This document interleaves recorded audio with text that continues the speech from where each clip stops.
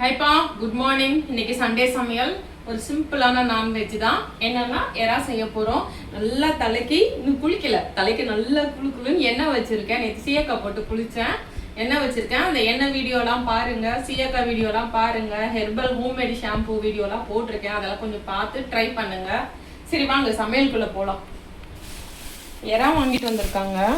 ஏன்னா என் பையனுக்கு வந்து எறா பிடிக்காது. இன்னைக்கு வந்து அவன் இல்லை லஞ்சுக்கு, அதனால எங்களுக்கு பிடிச்ச எறாவை வாங்கியிருக்கோம். நம்ம செய்ய போகிறோம்.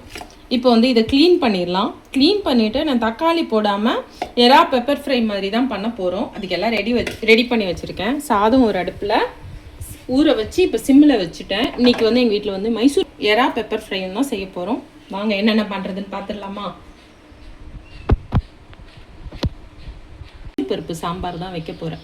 துவரம் பருப்பு சாம்பார் வைக்கல, சும்மா தண்ணியாக அடுப்பில் பருப்பு வச்சுருக்கேன். பருப்போட என்னென்ன போட்டிருக்கேன்னு சொல்லிடுறேன். மைசூர் பருப்பு, தக்காளி, வெங்காயம், பச்சை மிளகாய், சீரகம், கொஞ்சம் சோம்பு, கொஞ்சம் வெந்தயம், கொஞ்சம் பெருங்காயம், கொஞ்சம் 2 விசில் வந்தாச்சு. இன்னொரு விசில் வந்தோம்னா அடுப்பை நிறுத்திடலாம். மைசூர் பருப்பு நல்லா வெந்துருச்சு. இப்போ வந்து இது தாளிக்க வேண்டியதான். நல்லா மசாலா புளி எல்லாம் ஊற்றலப்பா, சும்மா ஒரு சிம்பிளான சாம்பார் தான்.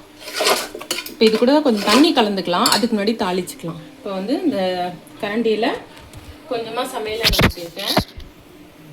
கடுகு சேர்த்துக்கலாம். அடுப்பை சிம்மில் வச்சுக்கலாம். கருவேப்பிலை சேர்த்துக்கலாம். அது காஞ்ச மிளகா. சரி, இப்படி தான் குழப்பி சொல்லிடுவேன். அப்புறம் கருவேப்பிலை சேர்த்துக்கலாம். அடுப்பை நிறுத்திடுறேன் நான்.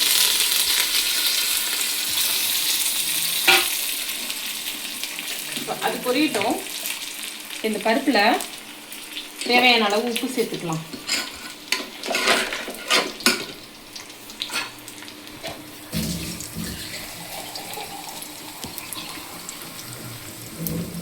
இப்போ இதை எடுத்து இதில் ஊற்றிடலாம். ஊற்றிட்டு தேவையான அளவு தண்ணி சேர்த்துக்கலாம். அதுதான் ஒரு சிம்பிளான ஒரு தண்ணி சாம்பார். இப்போ அடுப்பை பற்ற வைக்கிறேன். அடுப்பை தாளிக்கும் போது நிறுத்திட்டேன். ஒரு கொதி வந்து நுரை கட்டினோன்னா அடுப்பை நிறுத்திடலாம். இதுதான் மிளகாய் கிள்ளி ஒரு சிம்பிளான சாம்பார். பூண்டு கட்டி போட்டால் இன்னும் நல்லாயிருக்கும். நான் வந்து இறால நிறைய பூண்டு போட்டிருக்கிறதுனால இதில் பூண்டு சேர்க்கலாம். இப்போ இது நல்லா நுரை கட்டி வரும்போது நம்ம அடுப்பை நிறுத்திடலாம்.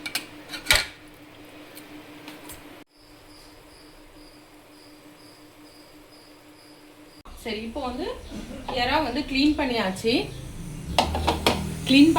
இப்போ இது கூட என்னென்ன போட்டு அரைச்சி ரெடி பண்ணணும்னு சொல்கிறேன். இப்போ வந்து அரைக்கிறதுக்கு இது வந்து கொஞ்சம் அந்த அது என்னதுமா சாப்பரில் சுற்றினீங்கன்னா நல்லாயிருக்கும். என்கிட்ட அது இல்லை, அறுத்து போட்டுருவோம் எத்தனை வாட்டி வாங்கினாலும். பச்சை மிளகாய், வெங்காயம், கருவேப்பிலை, புதினா, கொத்தமல்லி வந்து இது பண்ண வேணாம். கருவேப்பிலையும் புதினாவும் இதில் போட்டு இது பண்ணிக்கலாம். இதை வந்து தண்ணி ஊற்றாமல் நம்ம லைட்டாக ஒரு சுற்றி எடுத்துக்கலாம். ரொம்ப மழுமலுன்னு அரைக்க வேணாம். இந்த மாதிரி ஒன்றும் பாதியமாக இருந்தால் போதும், தண்ணியெல்லாம் சேர்க்க வேணாம். இதை வந்து நம்ம எறா கூட கலந்துடலாம். இந்த மசாலா எறா கூட அதை போட்டுட்டு அது கூட தயிரும் சேர்த்துட்டு அது கூட வந்து நம்ம என்னென்ன மசாலா சேர்க்க போகிறோன்னா, கொத்தமல்லி வந்து மிக்சியில் அரைக்க வேணாம், இந்த மாதிரி போட்டால் போதும். மஞ்சத்தூள், வெறும் மிளகாத்தூள் கொஞ்சம், மிளகுத்தூள் ஒரு 2 ஸ்பூன் போட்டுக்கலாம். அப்புறம் கரம் மசாலா 1 ஸ்பூன், ஜீரகப்பொடி 1 ஸ்பூன், அப்புறம் தனியா பொடி 1 ஸ்பூன். அப்புறம் மெயினான விஷயம் வந்து இது கூட இத்தனை கீரை சேர்த்தாலுமே கொஞ்சமாக அந்த வெந்தயக்கீரை, கஸ்தூரி மேத்தி சேர்த்திங்கன்னா நல்லாயிருக்கும். இது கூட கொஞ்சம் இஞ்சி பூண்டு சோம்பு பேஸ்ட்டும் போட்டுக்கலாம். நல்லா ஃப்ளேவருக்காக தான் இது எல்லா மசாலாவும் போடுறோம். இப்போ இதை நல்லா பிசைஞ்சிட்டு ஒரு 20 நிமிஷம் நம்ம ஊற வச்சுட்டு அப்புறம் தாளித்தோம்னா ரொம்ப நல்லாயிருக்கும். இது கூட உப்பும் கொஞ்சம் சேர்த்துக்கலாம். இப்போ வந்து ப்ரான் கீ பெப்பர் ஃப்ரை பேர் இப்போ தான் வச்சுருக்கேன். இப்போ ஊற்றியாச்சா, நல்லா புகை வருதா. நெய் ஊற்றுறேன்ப்பா. நீங்கள் ஆயில் வேணும்னா ஆயில் ஊற்றிக்குங்க. நான் கொஞ்சமாக நெய் ஊற்றிக்கிட்டேன். இப்போ ஒன்றுமே இல்லை, சிம்மில் வச்சாச்சு. இப்படியே இருக்கு இல்லையா, இதில்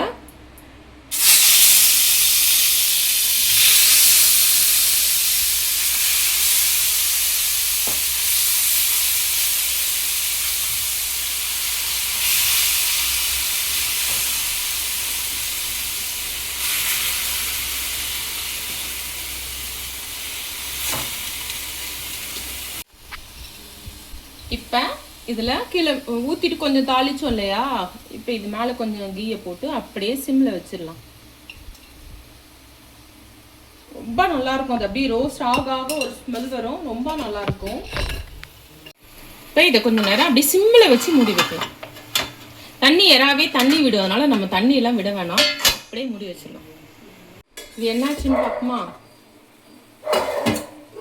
சூப்பராக கலர் சேஞ்ச் ஆகிருப்பாருங்க. நம்ம தண்ணியை விடலாம், ஆனால் தண்ணி விட்ட மாதிரி இருக்குது. உங்களுக்கு அவசரம்னா கூட்டி வச்சுக்கோங்க. எனக்கு அப்படியே சிம்மிலே, இப்போ வந்து இது அப்படியே சிம்மிலேயே இருக்கட்டும். கூட்டி வைக்கணும்னாலும் நீங்கள் வச்சு கடகடன் கிண்டி எடுக்குங்க. ஏன்னா பச்சை வாசனை போனால் சிம்மிலேயே இருந்து இந்த மசாலாலேயே எறா வந்து பொறுக்க வெந்துச்சுன்னா அது ஒரு வாசனையாக நல்லா இருக்கும்.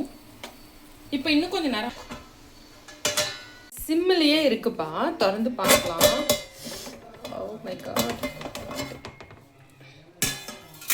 சூப்பராக இதுவாக இருக்கு.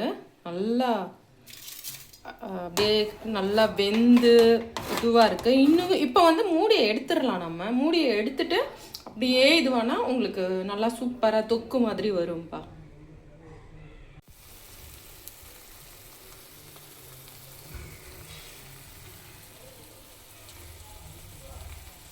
சூப்பராக ரெடி ஆயிடுச்சு. இப்போ இன்னும் சுருளனாலும் சுருளலாம். இதுக்கு முன்னாடி கிரேவியை கொஞ்சம் தொக்கா எடுக்கனாலும் எடுக்கலாம். நான் வந்து மீடியமாக எடுத்திருக்கேன், ஏன்னா இதில் நாங்கள் ரைஸ் செய்ய போகிறோம். ஆமாம், இதோ சாதம் கொதிச்சுக்கிட்டு இருக்குல்ல. இப்போ இதை எடுத்துட்டு இந்த கடாயில் கொஞ்சம் ரைஸை போட்டுடலாம். சரி, இப்போ வந்து எடுத்துடலாமா?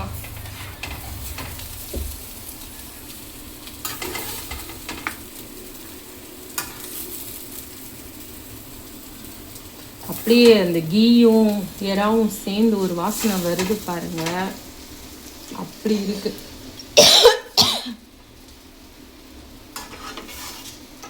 சூடா இதுல சாதத்தை போட்டுடலாம்.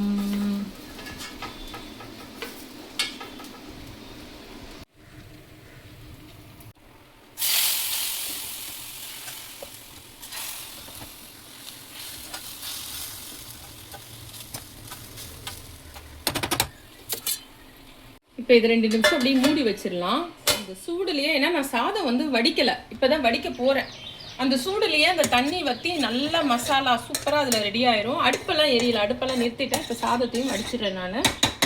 சாம்பார் சூப்பராக, தண்ணி சாம்பாரும் ரெடி, எறாவும் ரெடி.